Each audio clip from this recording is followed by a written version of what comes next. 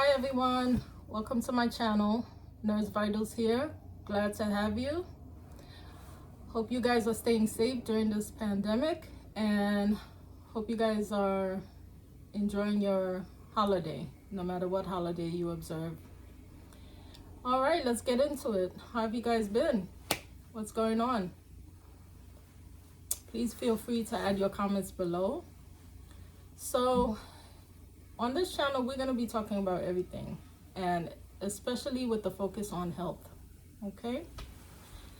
So this is the first episode of a series called It's Vital. And when we hear the word vital, we know that it means that it's important, which is why we use it a lot in healthcare. You know, if you ask someone about vital signs working in healthcare, they'll tell you it's regarding your temperature, which is normally 98.7 degrees, give or take a couple of degrees. Your heart rate, which should be between 60 and 100 beats per minute. Your respiration, which is 10 to 20 breaths per minute. Your blood pressure, which, you know, ranges depending on the person, age, you know, other factors, but normally we like to see 110/70 or 120/80. And oxygen level, which ideally should be over 95%. It means your lungs are getting enough oxygen, so that's a good thing. Okay, but there's another important vital sign that we rarely talk about or we just overlook, and that's your mental health. Your mental health is vital. It's very important, especially during these times. You know, this pandemic has taken its toll on everyone. You know, it's made a lot of people suffer with anxiety and depression. So today we're going to talk about depression. Well, let's go back and talk about mental health. What is mental health? Your mental health, according to the Center for Disease Control and Prevention, includes your emotional, psychological, and social well-being. It affects how you think, how you feel, how you act. And it also helps determine how you handle stress and how you relate to other people and make healthy choices for yourself. Mental health is important at every stage of life, from childhood to adulthood. So this is why it's vital for you to assess your mental health and ensure that you're not suffering from depression. Now, depression is a scary word. When we hear about depression, we usually have this image of someone wanting to, you know, jump in front of a train or jump off a building or shoot themselves or take a whole bunch of pills. But, you know, depression ranges from mild to moderate to severe. You know, you could be depressed and not know it. So it's important to do a self-check to make sure that you're not suffering from depression. So how do you know if you're depressed? There are 10 questions that you can ask yourself, or you can check in someone close to you if you or you feel that, you know, they might be suffering from depression. So these are the 10 questions. The first one is, ask yourself, how am I feeling? How's my mood? Does it change throughout the day with more feelings of sadness in the early morning? Do I feel happy? Do I feel sad? Do I feel agitated? Am I irritated by any little thing? The second question is, have you lost interest or pleasure in doing the little things that you used to do? Some people enjoy reading, watching movies, listening to music. If those things no longer interest you, that would be a sign of concern. Number 3 is, how is your appetite? How are you eating? If you've lost a significant amount of weight, like 20 pounds within the last 6 months, or you've gained 20 pounds within the last 6 months, that's another indicator. So, you know, evaluate your appetite. The fourth one is, how are you sleeping? Are you sleeping more or are you sleeping less? Are you getting up in the middle of the night? 2, 3 o'clock in the morning. The next one is, how is your motor activity? If you find yourself moping around, moving a lot more slower than usual, then you should be looking at that as well. The next one is, how is your energy level? You know, usually when people have depression, you know, depending on the stage, they can have excessive amount of energy where they're, you know, what we call manic, or they can go really, really low where they're just feeling tired and, you know, they don't want to get out of bed, they don't have the strength to do things. The next one is, how do you feel about yourself?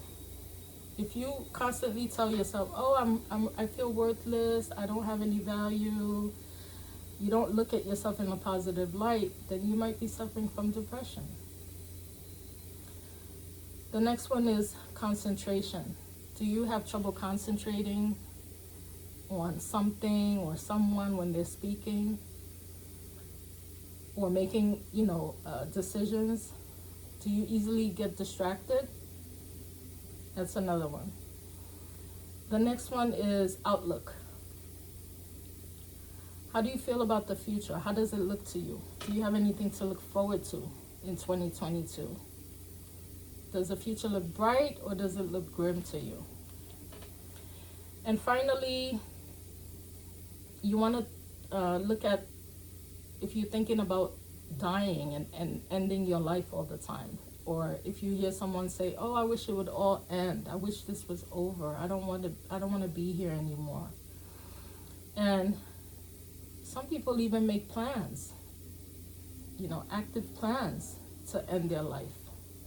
You know, if you know someone that, you know, says certain things where they're actually planning it and they have access to a method to committing suicide, then that's a big one, okay?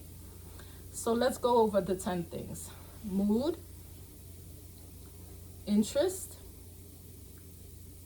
appetite, sleep, motor activity, energy level,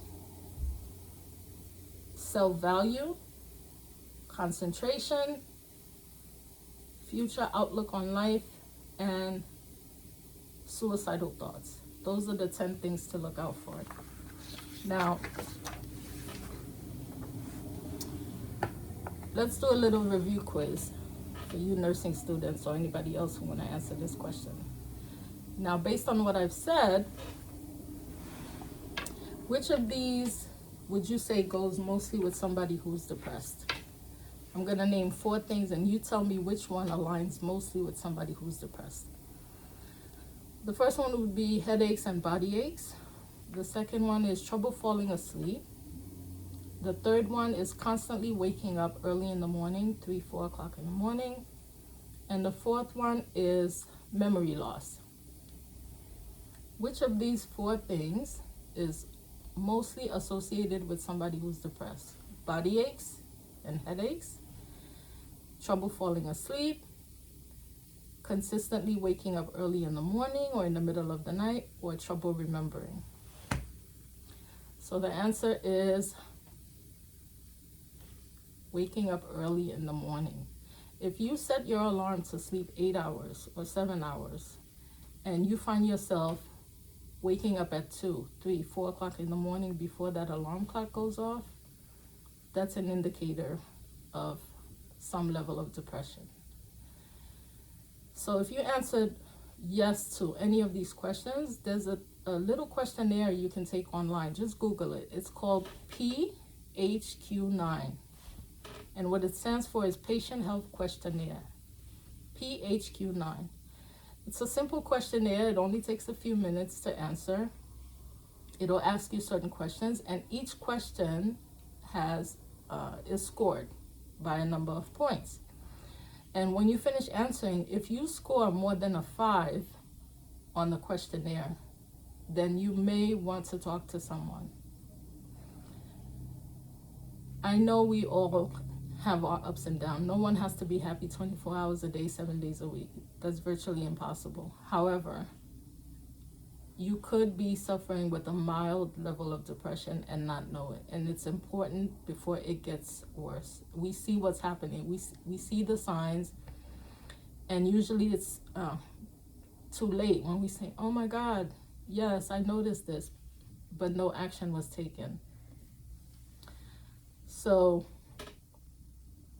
on this channel, I'm going to be having experts, medical experts, mental health experts, to give their input. We're going to have discussions about every topic. Anything you want to talk about, just put your comments in or inbox me and we'll be glad to discuss it. So if you found this channel useful and you just want to come here and hang out and talk, and you need therapy or you need a nurse's input, feel free to stop by. Click like and subscribe and share and ring the notification bell. And there we go. Thank you for stopping by, Nurse Vitals. If I don't talk to you before the new year, have a happy and safe. Please stay safe. We're still in the middle of a pandemic, and now we're dealing with the Omicron variant of this virus, so it's important that you stay safe. You and your family stay safe. Take care. Goodbye.